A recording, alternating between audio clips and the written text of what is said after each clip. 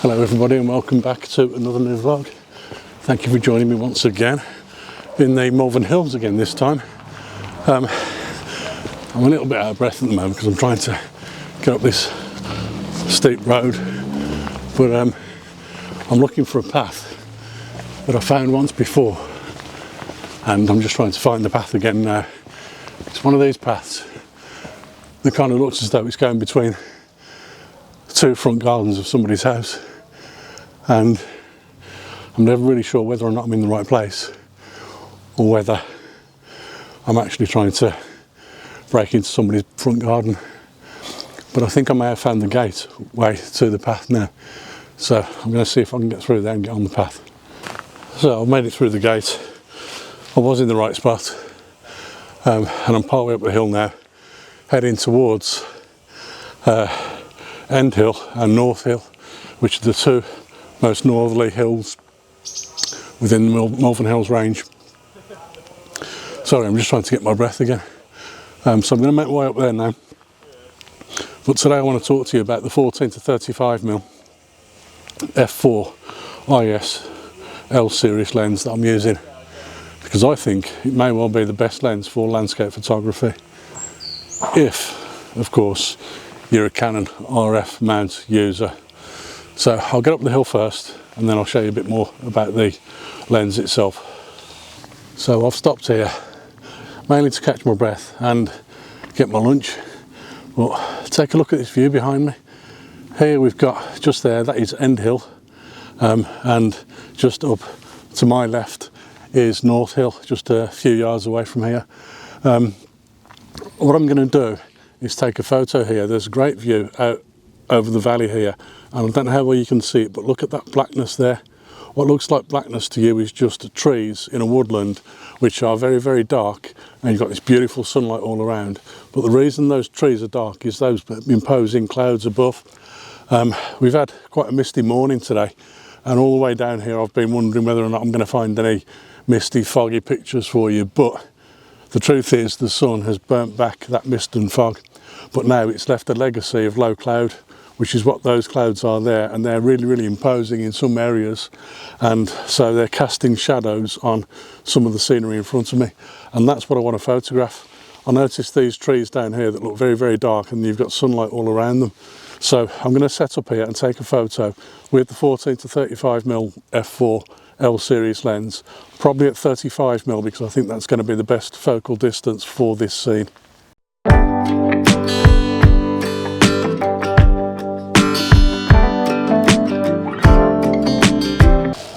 I've got myself to the top of Table Hill. Behind me what you can see is North Hill. I may actually go up there in a little while and just take a photo from up there, because as I turn around towards the south, you can see there in the background is Worcestershire Beacon, and there's a hill just in front of it there which is Sugarloaf Hill. Now there's a path from here at the top of Table Hill straight down to Sugarloaf Hill, or I could take another path up to North Hill and then come back down North Hill and along this path here behind me over towards Sugarloaf Hill. So that's probably something that I'm going to do, and then I'll head towards Worcestershire Beacon after that. But for now I'm going to stop here and take a photo of Worcestershire Beacon from the top of Table Hill. I photographed it from here before and it looks quite cool with Sugarloaf Hill in front of it, and there's another one of the hills behind Worcestershire Beacon, some distance away. You've got there Worcestershire Beacon, and then there's another hill there just behind it. I'm not entirely sure which one that is at the moment. It may be something like Jubilee Hill or Pinnacle Hill. So I'm going to take a shot of this here because I quite like this composition, and I love the clouds in the sky as well. They're just moving across the sky. They're moving quite quickly because there's a bit of a breeze here, so I'm going to have to try and capture a decent shot here.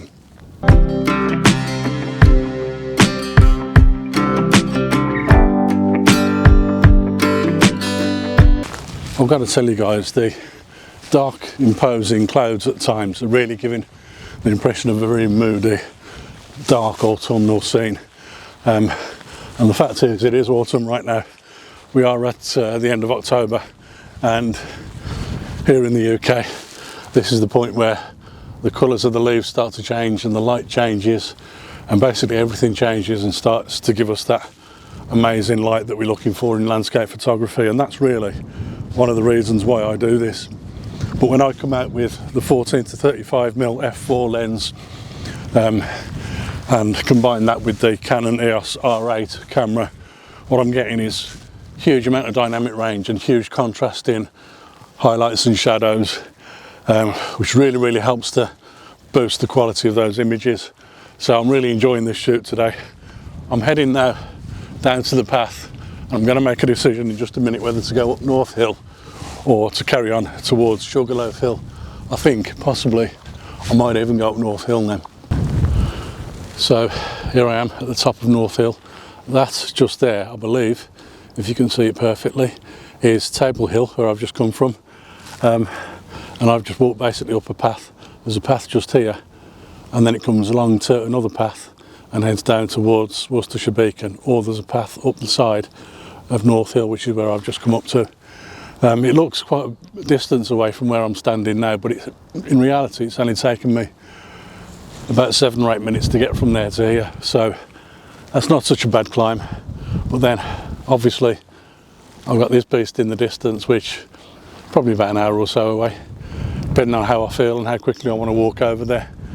But also then of course we've got Sugarloaf Hill just in the foreground somewhere over there, so I think I'm going to head back down the path that I've just come up and head towards Sugarloaf Hill and then on towards Worcestershire Beacon. But from here, first of all, I want to take a photograph. I'm just trying to work out which is the best composition here.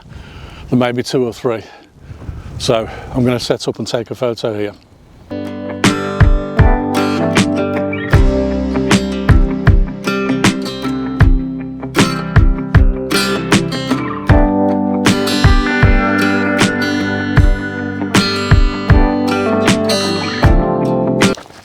I've just come down from Sugarloaf Hill behind me. I didn't vlog anything while I was up there because as I got to the top, it's only a very small summit at the very top, only a small area. And there was a young lady up there just sitting reading a book and quietly enjoying the afternoon. I didn't really want to interrupt her with my vlogging while I was up there, so I left it. But I did manage to stop and take a handheld shot of some trees just down in the valley just ahead of Sugarloaf Hill. Looking across here now, I can also see some similar trees the other side of Sugarloaf Hill, kind of in another dip down towards St Anne's Well, not far from Worcestershire Beacon there. And I'll show you that scene now. Just as I kind of walk across here, you can see behind me these trees just in the valley here that I really want to photograph now. I'll probably get the tripod out for this one. The last 3 shots that I've shown you were all handheld, 2 of them with the RP and 1 with the Canon R8. The reason I can handhold with those 2 cameras basically is to do with the 14 to 35mm lens. Both those cameras don't have image stabilization built into the sensor of the camera, so they rely on the lens and the image stabilization built into the lens. The 14 to 35 of course has, I think, about 5.5 stops of image stabilization, which means that when you're hand holding, you can handhold at shutter speeds of up to a 50th or a 30th of a second, which is fantastic really, and it doesn't degrade the images at all. So that's quite good because it means that you can still shoot with a very narrow aperture of f/16, and there's no light around today to speak of, so you need to try and get the light in somehow. So by opening the shutter up a little bit longer, you're able to capture that light. There's no movement or anything at all at the moment.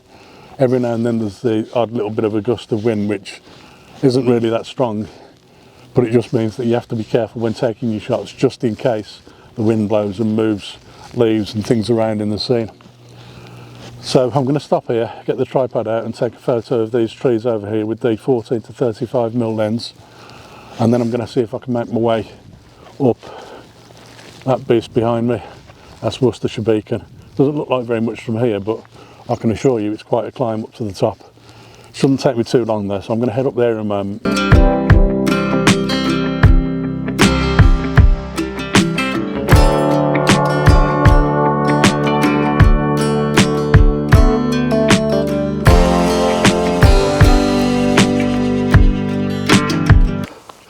So that behind me is pretty much where I've come from.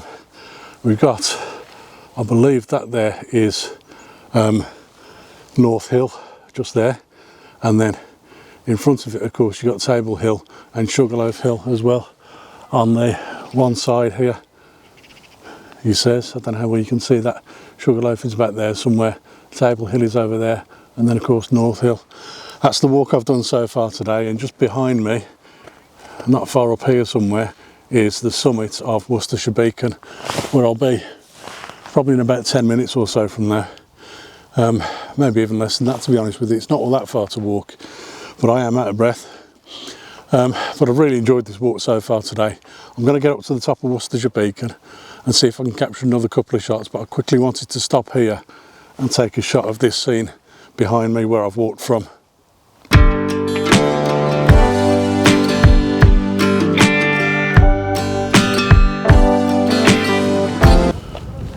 So that there is the summit of Worcestershire Beacon, not that stone behind me as a lot of people think, but this one here. So I've made it to the top. I'm going to take a couple of photos just here and then head back down towards Summerhill and then towards the Witch Cutting, and then from there I'm going to head back down to Colwall train station where I can get my train home. But for now I'm going to take a few shots up here and enjoy the scenery.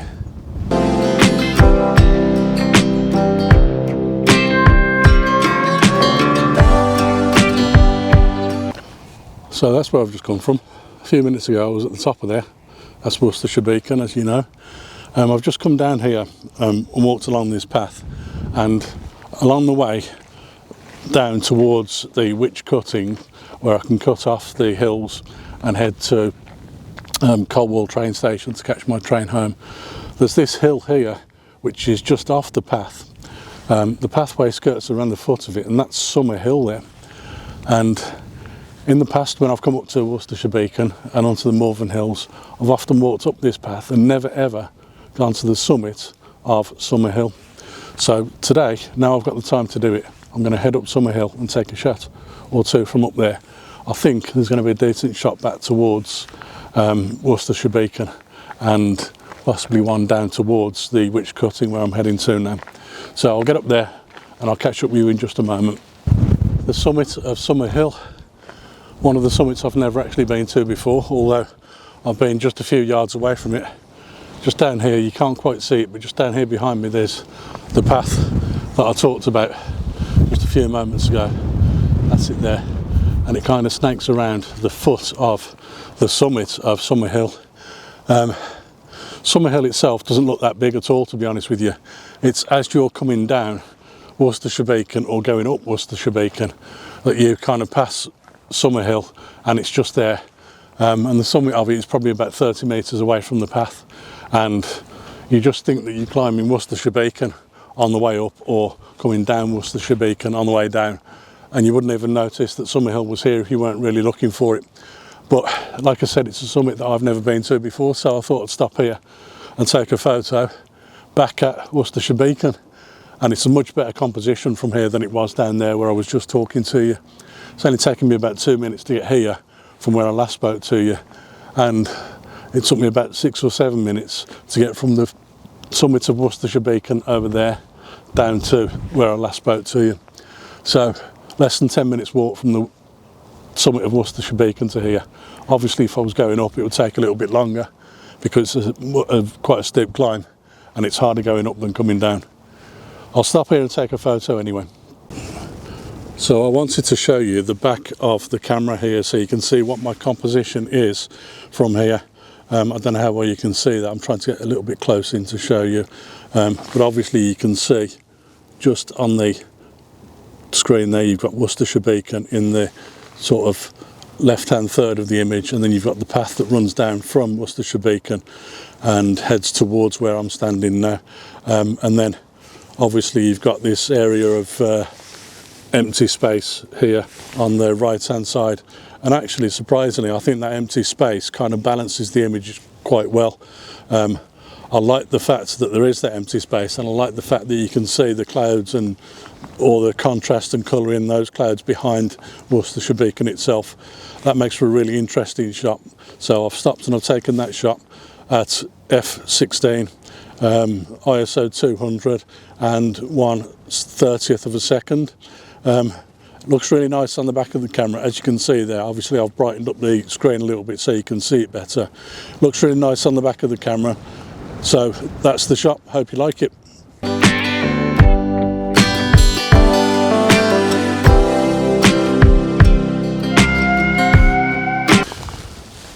One of the things that I really like about the 14 to 35mm f4 L series lens is the very fact that it is an L series lens. These L series lenses have for many years been recognised as probably the best lenses in the range that Canon produce.